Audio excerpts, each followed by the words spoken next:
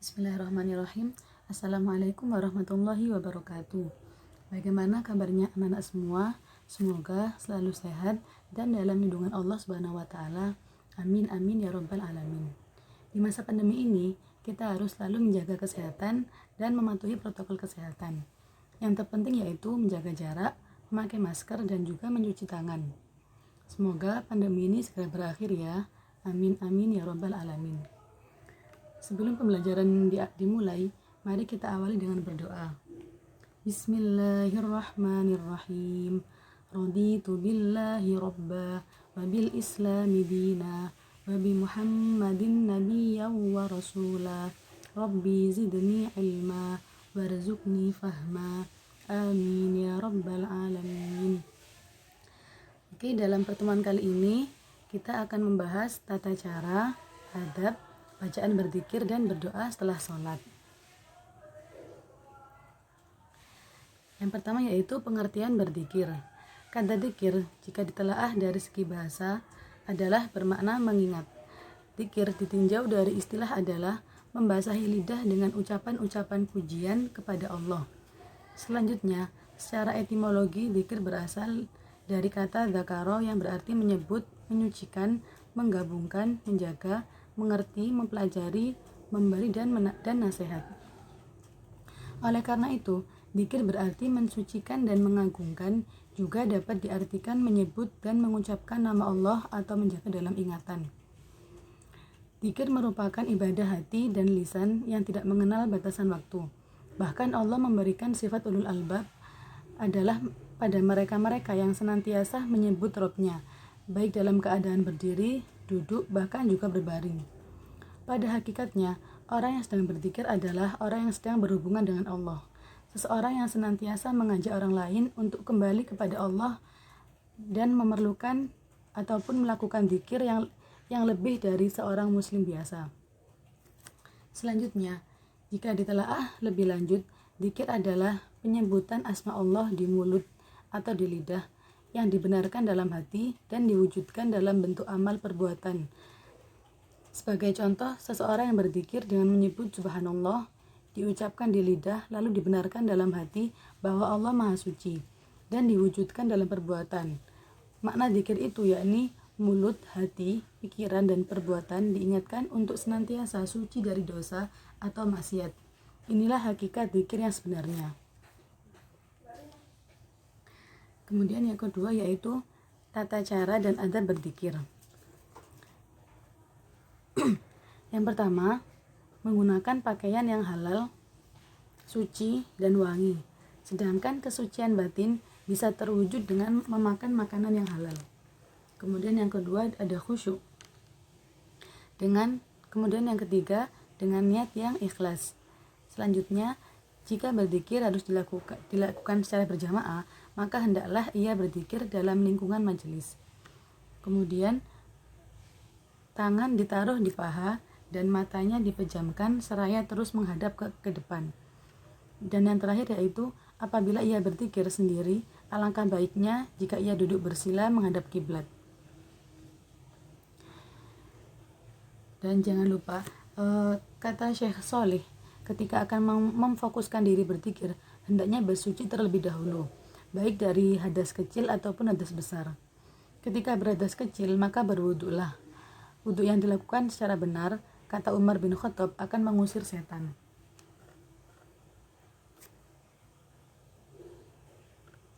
Setelah menjalankan sholat fardu atau wajib, muslim dianjurkan untuk berzikir. Banyak keutamaan yang diperoleh dalam memperbanyak berzikir setelah sholat. Allah Subhanahu wa taala berfirman, Bismillahirrahmanirrahim. Ya ayyuhalladzina amanu dzkurullaha dzikran katsira. Yang artinya, hai orang-orang yang beriman, berzikirlah dengan menyebut nama Allah, zikir yang sebanyak-banyaknya. Quran Surat Al-Ahzab ayat 41. Diriwayatkan dari Abu Hurairah bahwa Rasulullah bersabda, sesungguhnya Allah memiliki para malaikat yang berkeliling di jalanan untuk mencari orang-orang ahli zikir.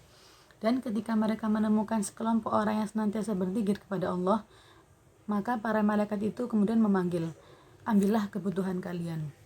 Hadis riwayat muttafaqun alaih, Tirmidzi dan Ahmad. Oke, sekarang di sini akan membahas bacaan dzikir setelah sholat. Yang pertama, yaitu membaca istighfar sebelum berdoa. Dianjurkan untuk membaca istighfar sebanyak 3 kali. Astaghfirullahaladzim alladzi la ilaha illa huwal hayyul qayyum wa atubu ilaih. Astaghfirullahaladzim alladzi la ilaha illa huwal hayyul qayyum wa atubu ilaih. Astaghfirullahaladzim alladzi la ilaha illa huwal hayyul qayyum wa atubu ilaih. Yang artinya, saya memohon ampun kepada Allah yang Maha Besar. Tidak ada Tuhan melainkan Dia yang Maha Hidup, yang terus-menerus mengurus makhluknya, dan saya bertobat kepadanya. Yang kedua, dilanjutkan dengan membaca La ilaha illallah wahdahu la syarikalah, lahul mulku wa lahul hamdu yuhyi wa yumitu wa huwa ala kulli syai'in qadir. Ini dibaca sebanyak 3 kali. Namun setelah salat subuh dan maghrib, bacaan di atas dibaca sebanyak 10 kali.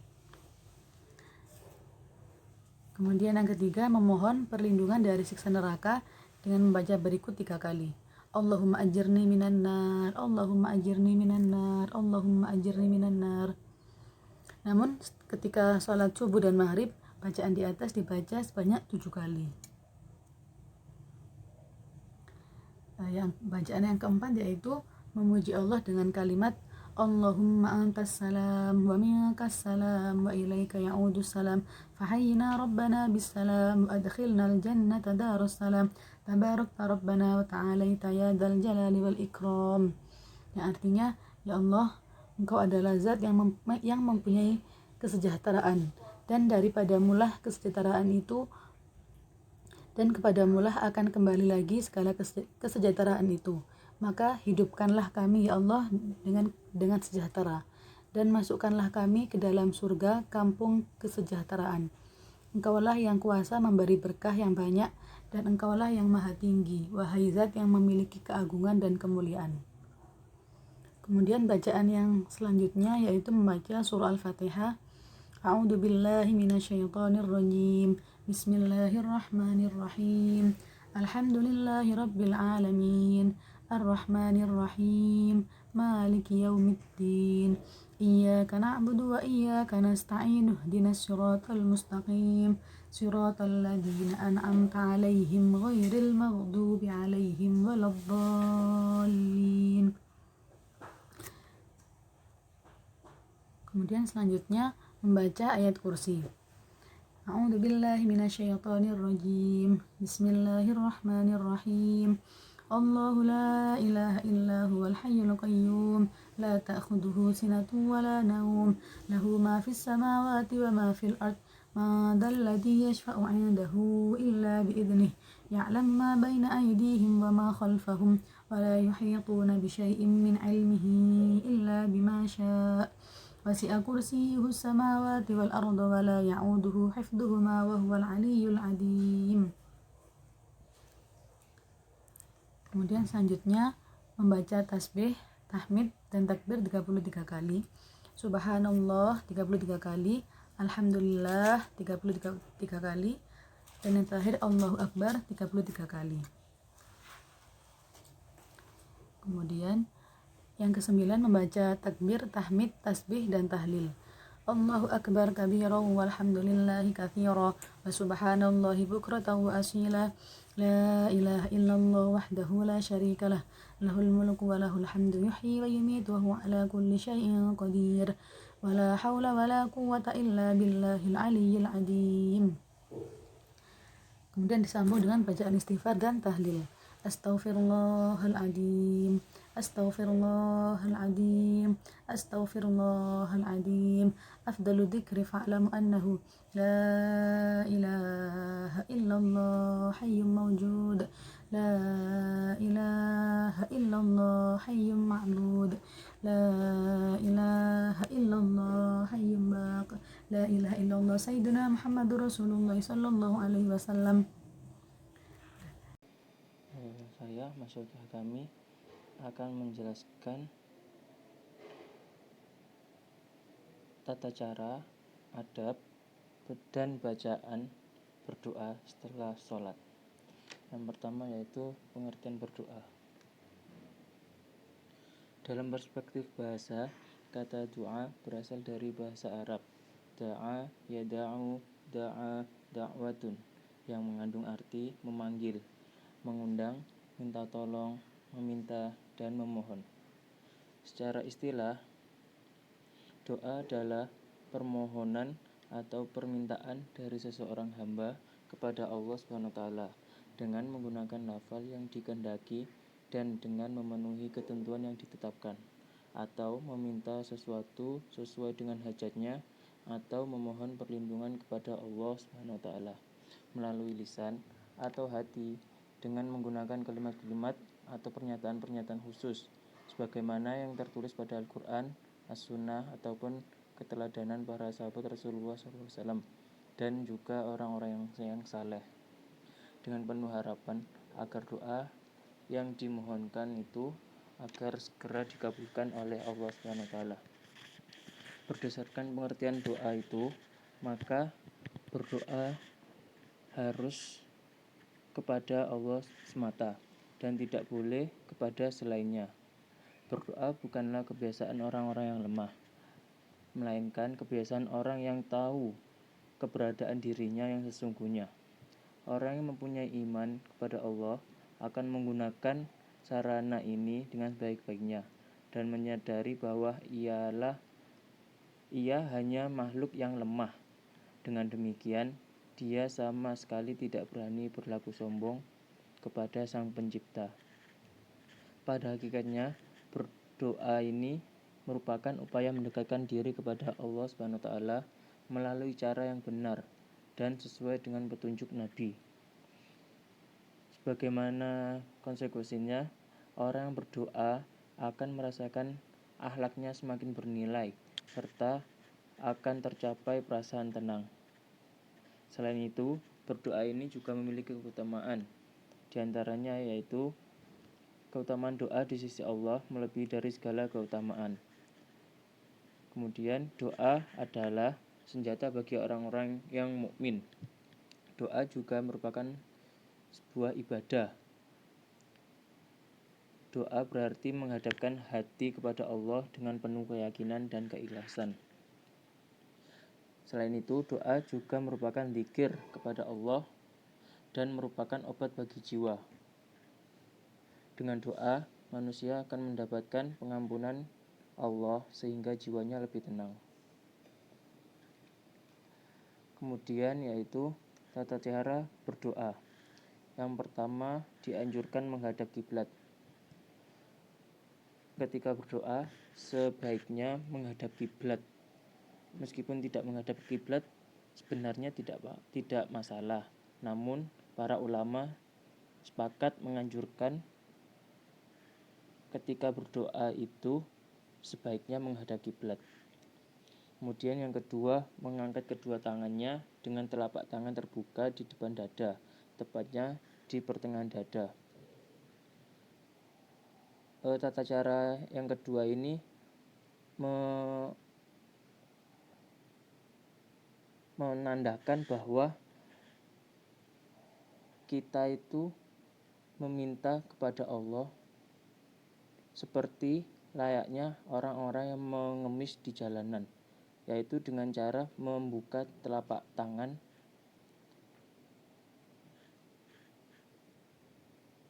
Kemudian yang ketiga, memuji Allah dan bersolawat kepada Rasulullah. Tata cara yang ketiga ini merupakan syarat-syarat ketika berdoa supaya doa kita itu lebih cepat dikabulkan oleh Allah SWT. Kemudian yang keempat yaitu membaca doa-doa. Kemudian adab berdoa. Doa memiliki adab-adab yang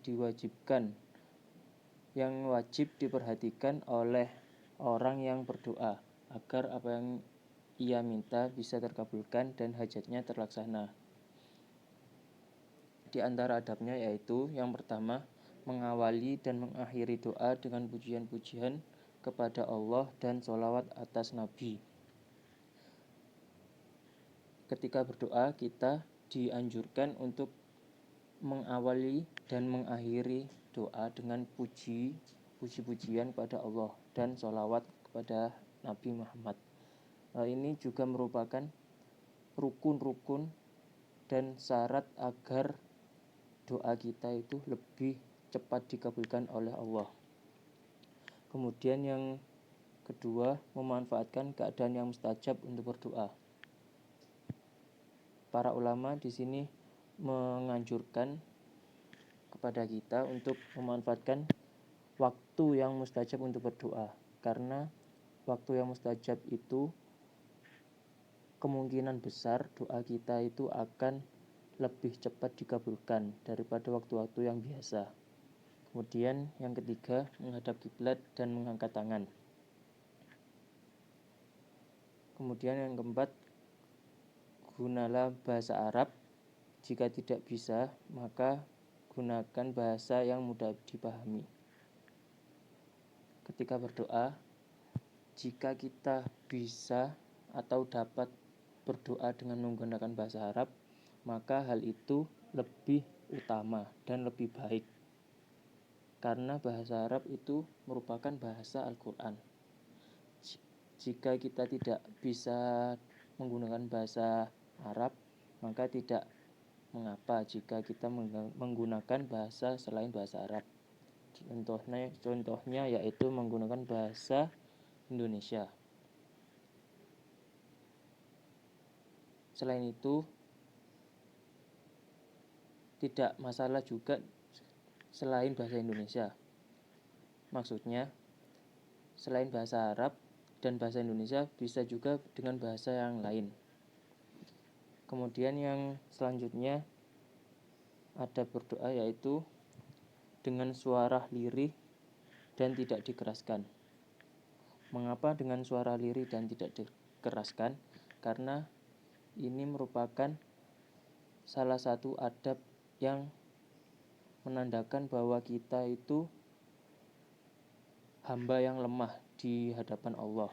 Jika kita meminta kepada Allah dengan suara yang keras atau dengan nada yang tinggi, maka kita terlihat seperti orang yang sombong. Bahkan Allah mungkin tidak akan mengabulkan doa kita jika kita tidak bisa menggunakan suara yang lembut dan lirih. Kemudian tidak dibuat bersajak. Sebaiknya ketika berdoa itu tidak dibuat bersajak, yaitu seperti dibuat seperti syair gitu. Karena ada berdoa ini sudah ditentukan oleh para ulama terdahulu, dan ini merupakan adab supaya kita ketika berdoa itu lebih cepat dikabulkan oleh Allah. Kemudian yaitu khusyuk, merendahkan hati dan penuh harap. Ketika berdoa, lebih baik kita berdoa dengan keadaan khusyuk, merendahkan hati dan juga penuh harap supaya Allah lebih cepat mengabulkan doa-doa kita. Kemudian yaitu memantapkan hati dalam berdoa dan berkeyakinan untuk dikabulkan. Jika berdoa, kita itu juga dianjurkan untuk memantapkan hati dan memiliki keyakinan bahwa doa kita itu pasti cepat dikabulkan oleh Allah. Jika kita ragu-ragu atau tidak yakin bahwa doa kita dikabulkan oleh Allah itu, maka doa kita itu akan semakin lama dikabulkan oleh Allah itu. Kemudian mengulang-ulang doa dan merengek-rengek dalam berdoa. Hal ini merupakan salah satu adab berdoa supaya doa kita itu lebih cepat dikabulkan oleh Allah. Karena jika kita tidak mengulang-ulang doa tersebut, kita itu seperti tidak yakin dengan doa yang kita panjatkan itu. Jika kita mengulang-ulang doa kan, itu menandakan seperti kita itu sangat butuh dengan permintaan kita itu. Maka Allah akan cepat mengabulkan doa kita. Kemudian tidak tergesa-gesa agar segera dikabulkan dan menghindari perasaan ragu-ragu. Sebaiknya ketika berdoa itu dengan santai, tidak tergesa-gesa, dan menghilangkan perasaan ragu-ragu. Ketika berdoa itu ya juga kita diharuskan untuk yakin dengan seyakin-yakinnya bahwa Allah itu akan mengabulkan doa kita secepat mungkin. Kemudian yang selanjutnya yaitu berdoa untuk diri sendiri dan untuk kedua orang tua atau ibu dan bapak.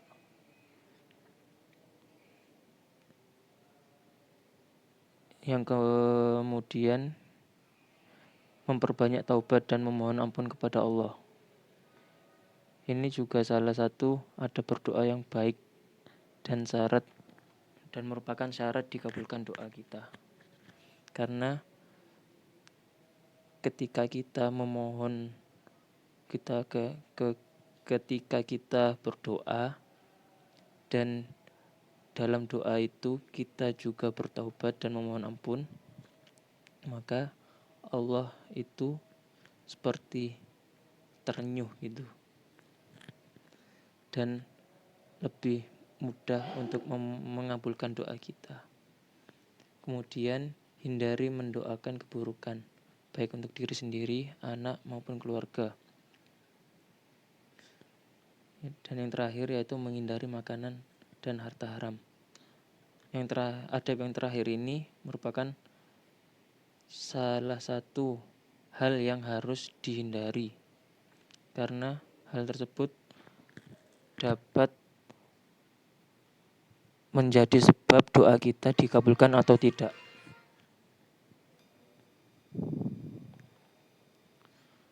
Kemudian bacaan doa setelah sholat. Yang pertama yaitu pembuka doa. Bismillahirrahmanirrahim. Alhamdulillahirrabbilalamin. Hamdan yuafi ni'amahu wa yukafi mazida. Ya Rabbana lakal hamdu kama yanbaghi li jalali wajhikal karimi wa 'azimi sultanik. Kemudian bisa dilanjutkan dengan sholat munjiat. Allahumma sholli wa sallim ala Sayyidina Muhammad wa ala ali Sayyidina Muhammad. Sholatan tunjina biha min jamil ahwal wal afat. Taqaddilana biha jami'al hajat. Wa tutahhiruna biha min jami'is syai'at. Wa tarfa'una biha indaka a'lad darajat. Wa tuballighuna biha aqsal ghayat. Min jami'il khairati fil hayati wa ba'dal mamat. Innahu sami'un qaribun mujibu da'wat. Wa ya qadiyal hajat. Setelah itu juga bisa dilanjutkan dengan doa memohon diterimanya amal. Allahumma rabbana taqabbal minna salatana wa siyamana wa ruku'ana wa sujudana wa qu'udana wa tadarru'ana wa takhashu'ana wa ta'abudana wa tamim tasiranna ya Allah ya Rabbal Alamin. Kemudian dilanjutkan dengan doa Nabi Adam memohon ampunan. Rabbana dhalamna anfusana wa illam taghfir lana wa tarhamna lanakunanna minal khasirin. Setelah itu doa memohon ampunan. Rabbana ighfir lana wa liwalidina wa li jami'il muslimina wal muslimat wal mu'minina wal mu'minat al ahya'i minhum wal amwat innaka ala kulli syai'in qadir.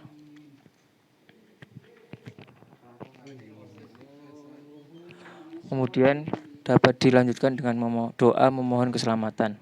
Allahumma inna nas'aluka salamatan fid din wa afiatan fil jasad wa ziyadatan fil ilmi wa barakatan fil rizqi taubatan qablal maut wa rahmatan indal maut wa maghfiratan ba'dal maut. Allahumma hawwin 'alaina fi sakaratil maut wan najata minan nar wal 'afwa 'indal hisab. Selanjutnya doa agar selalu bersyukur. Allahumma a'inni ala dzikrika wa syukrika wa husni ibadatik. Selanjutnya yaitu ada doa Nabi Ibrahim agar anak senantiasa mendirikan sholat. Rabbi ja'alni muqimas sholati wa min dzurriyyati Rabbana wa taqabbal du'a. Kemudian doa meminta kebaikan dunia dan akhirat atau doa sapu jagat. Rabbana atina fid dunya hasanah wa fil akhirati hasanah wa qina adzabannar. Dan yang terakhir yaitu penutup doa. Subhana rabbika rabbil izzati amma yasifun wa salamun alal mursalin walhamdulillahi rabbil alamin. Bacaan tadi merupakan beberapa contoh doa yang dianjurkan untuk dibaca setelah sholat, baik sholat fardu maupun sholat sunnah. Masih terdapat banyak macam doa yang dapat dibaca ketika berdoa setelah sholat. Demikian presentasi dari kelompok kami. Kurang lebihnya mohon maaf. Assalamualaikum warahmatullahi wabarakatuh.